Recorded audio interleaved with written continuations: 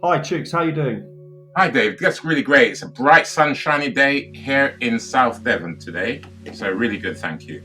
It is beautiful. So, Chooks, tell us a little bit about what you do. Yeah, so my name is Chooks Maxwell, and I'm the founder and CEO of Action to Prevent Suicide CIC, and the founder and advisor of Goodwill in Action to Prevent Suicide CIO. Now, what we have got going on now is that we're trying to do a series of podcasts for young people to listen to in schools, to go along with some of the PowerPoint presentation and videos that I'll be sharing with the schools. And we want to reach as many people before the summer holidays, ready for the new academic year next September. We've come out of the back of a global pandemic, and we feel that podcasts, vlogs, different ways of being are really important so people can tap in and then they can get the support or know where to get the support further down the line. I think what we're going to do in this podcast, Chooks, and some of the subsequent ones, is we're going to run through one of the presentations that you take to the school assemblies. Is that right?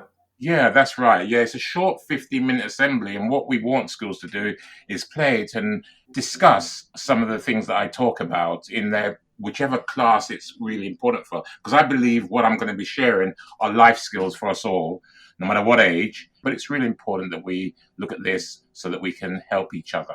Okay. So, when we were talking just before we sat down to record, we were talking about a number of different headings. And I think the first one that you mentioned was called the spirit of the session. So, maybe it's a good idea to start off with that one.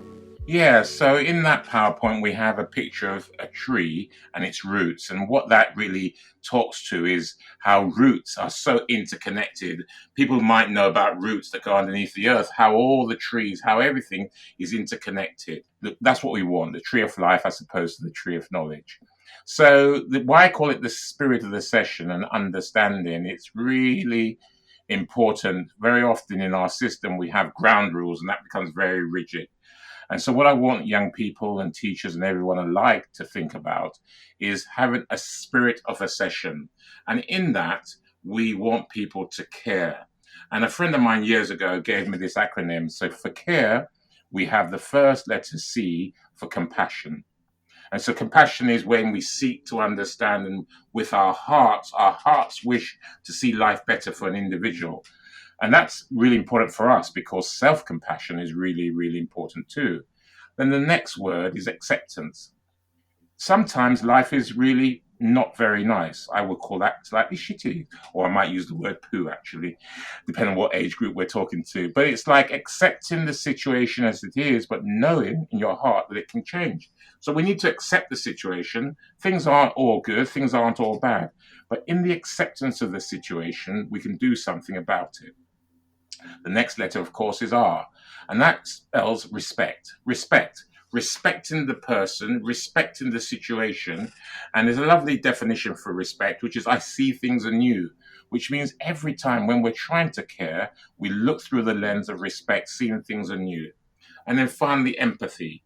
Empathy is trying to walk in someone else's shoes. This is a really hard thing to do because very often we go for sympathy. So, firstly, I urge people to click on and try and find Brené Brown's video on sympathy versus empathy. And we need to practice empathy. But as I said, it's like really important that we practice self compassion because in that it enables us to be compassionate with another individual. It's important for us to have self acceptance so that we can accept another person. It's important for us to have self respect so that we respect ourselves with a degree of nobility, even when we're not feeling very good. And then we be able to support other people with respect. And finally, of course, self empathy. We're not always going to get it right. We're going to get it wrong, but we don't want to blame ourselves and give ourselves a hard time. We want to have an empathetic response to our own suffering and forgiveness so we can go forward. So that's the spirit of the session in a nutshell. So moving on from the spirit of the session, we're looking at why attitude and words matter. What we've got is 3 videos on screen, and I would like people to go away and look at these videos in their own time and discuss. The first one is the still face experiment with Dr. Edward Tronick. What's important about this video is when the mother is interacting with her little child. I find this video sometimes rather distressing because it shows that when a person is not connected, how distressed a young child can be from a very, very early age. So that's a really important thing, because it doesn't matter what age we are, when we're not connected to ourselves or others, it can be very, very distressing. So have a look at that video. The next video is really very, very important in itself. It's Dr. Masaru Emoto, who was a Japanese scientist.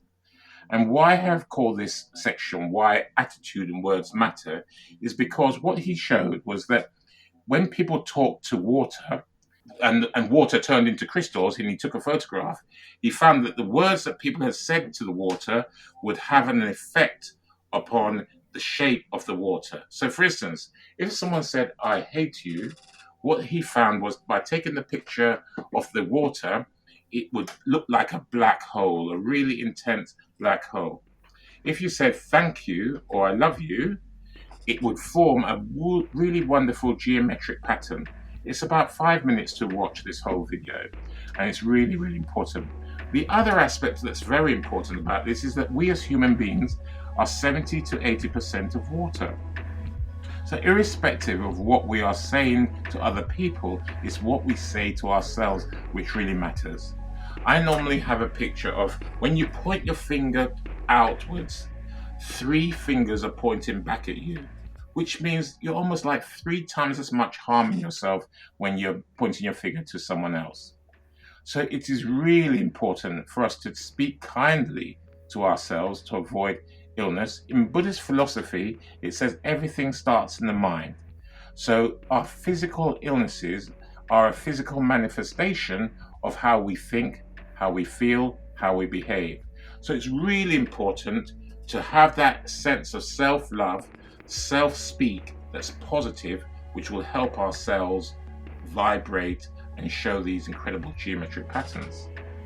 And then finally, there's a video about young people, sponsored by IKEA, really good video, about bullying a plant. So then when people are speaking to the plant and bullying the plant, it almost like grows and doesn't really grow. And then when people speak kindly and compliment the plant, it really, really grows. So to summarize, attitude and words really, really matter. And that's really important. So well before I start to talk to you about things you do outside or passing any exams or doing anything else, please watch your words because they do matter. This is a How production. Please share this podcast and thanks for listening.